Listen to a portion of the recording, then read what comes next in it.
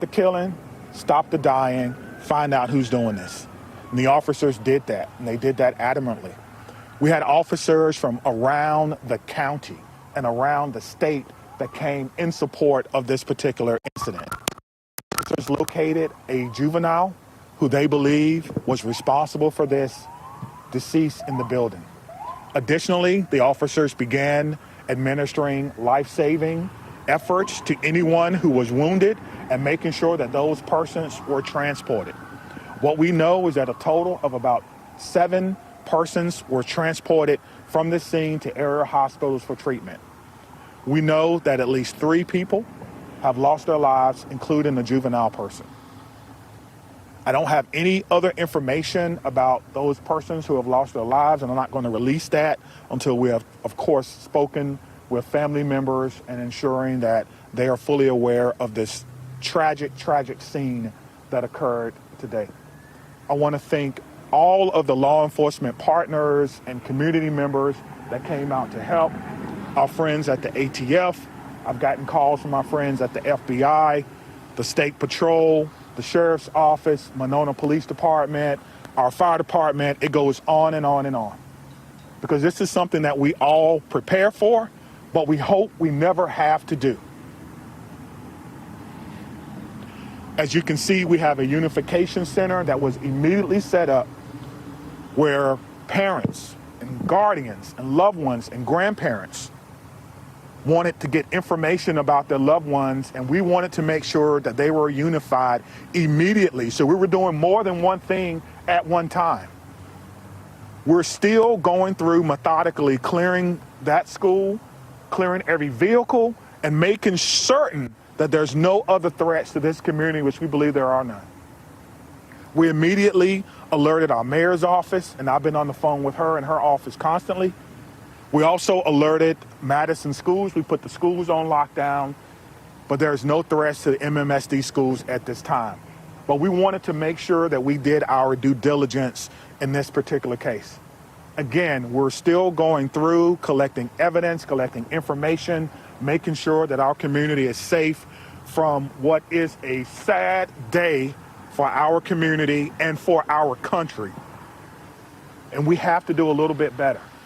I don't have all the answers that you want right now, but I will tell you this. We have some of the best officers in the entire country. Our detectives are amazing. We're going to go and work hard and go through this scene so that we can piece together what exactly happened. Again, there'll be another briefing in about 2 hours, and if I have additional information, I will certainly let you know what that information is. Again, around 10:57 a.m., officers responded to an active shooter. They responded per our protocol. They found the person who they believe was responsible, who was down, deceased. We know that it's juvenile. We know that there are other persons who have lost their lives. We know that we've transported about after giving them life-saving measures. It's important to notice, too, that about 3 miles from here is our training center. Today, our special event team medics were in training. And so they got to practice in real time. They left the training center immediately and came down here and doing in real time what they were actually practicing for.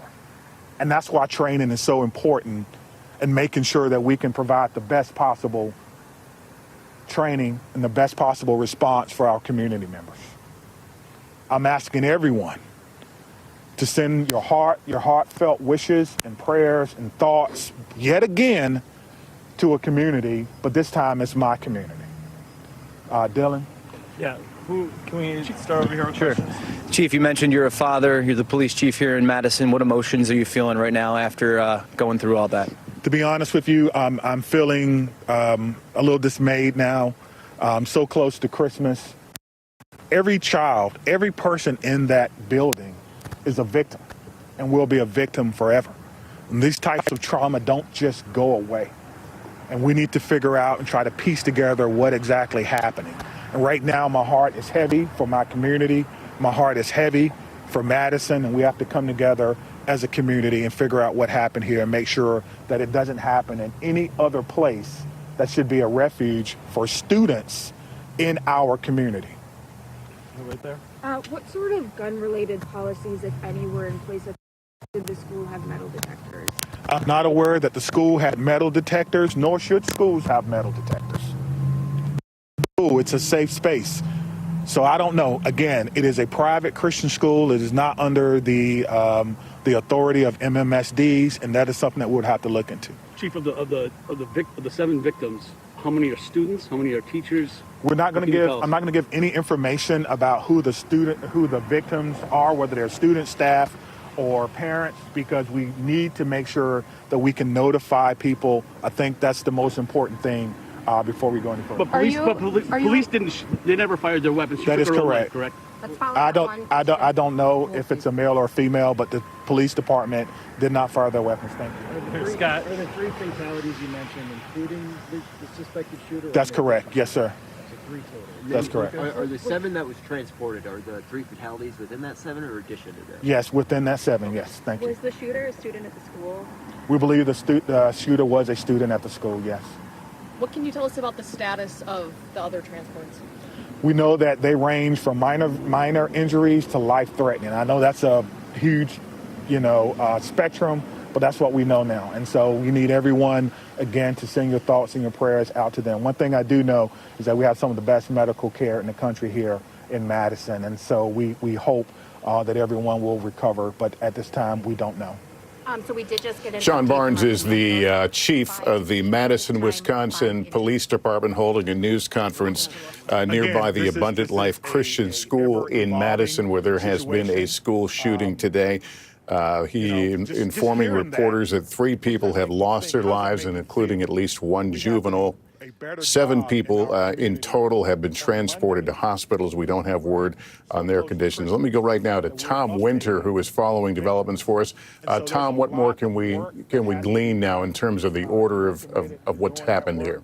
Yeah, so according to the chief and folks we've spoken to, Lester, approximately 11 a.m. Central Time this morning, officers are called to the school for a shots fired call. At that point, they enter the school. They encounter the shooter, who they say was a student, a juvenile student, and that shooter is in fact deceased. So that's the information that they have as far as the shooter. There appears to be no longer any threat to that school or that community. Tom, go ahead, Lester. Let me just interrupt you for a second. As we pulled away, my understanding is the chief continued to answer questions and said there are a total of 5 dead individuals.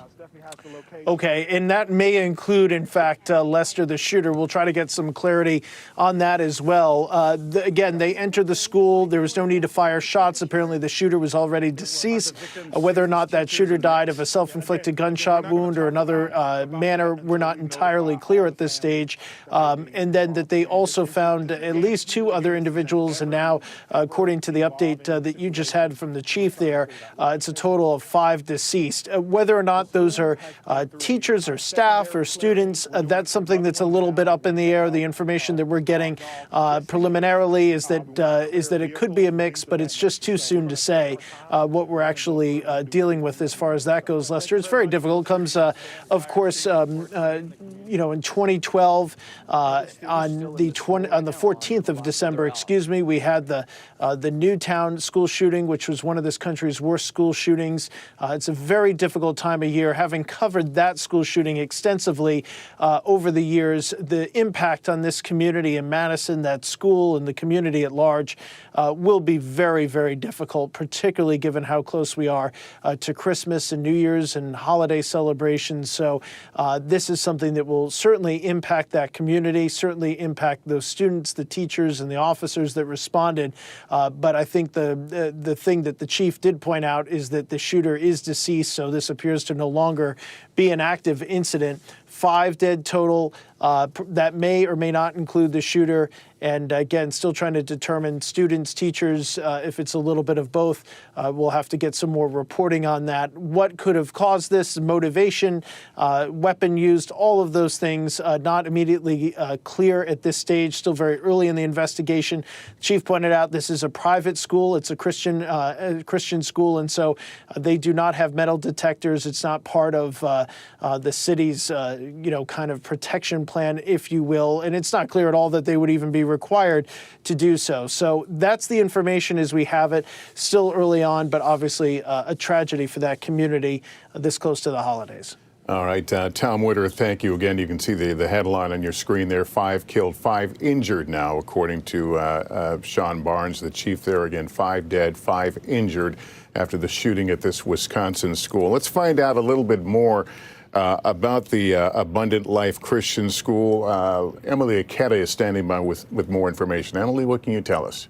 Hey there, Lester. Well, the Abundant Life Christian School, about 2.5 hours from Chicago in Madison, Wisconsin. It serves, according to its website, about 200 families in the community, including grades kindergarten up through 12th grade.